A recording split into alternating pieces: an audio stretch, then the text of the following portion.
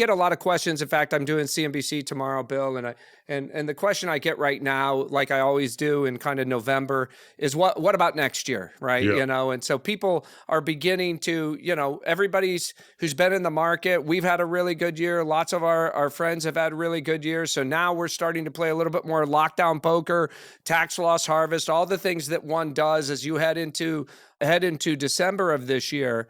And people start thinking about what is the portfolio that I want to start 2025 with. Yeah. And so maybe just at a high level, what I would say is I always start with kind of just market backdrop. So let me give you a sense. At the end of 2022, remember how bad 22 was. Mike Wilson was saying we're going to have a hard landing. Larry Summers was saying interest rates are going to 7 to 8%. We had seen, a tremendous sell-off, almost 30% in the NASDAQ. So it felt really terrible, but the setup for 2023 was actually pretty good. Just reverting to the mean would be a pretty good year. Now we've had two pretty bullish years for technology. But we just had this historic election. So when I look at 25, here are the things I put on the pro side of the ledger, right?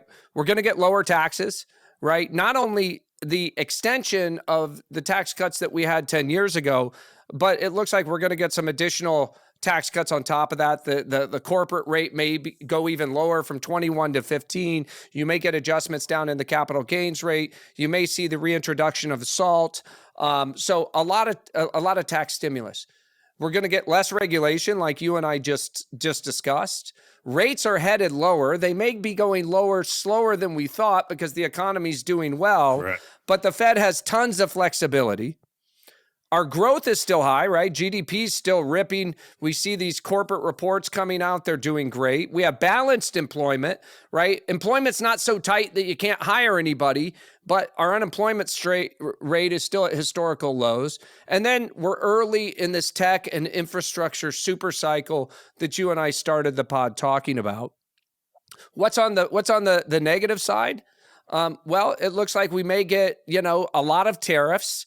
As we've seen Howard Lutnick now propose for commerce. He's advocated, as has Trump, we need to level the playing field and then negotiate from there. So leveling the playing field is putting tariffs on a lot of products in a lot of countries that would presumably raise prices.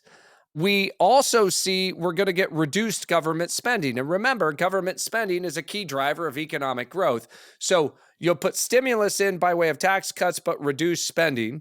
And then you got to all that against the fact that market multiples are near all-time highs, right? So the S&P is trading at 24 times. I think the NASDAQ's closer to 29 times. So in my mind, it's not a recipe for an all-in moment, right? Because there's not blood in the streets, right? We're closer to trumpets in the air than blood in the streets, as Buffett would say. And he says sell when there are trumpets in the air. So it all comes down to top line growth and bottom line growth for next year. And when I look at that, there were two reports today that kind of stick out to me.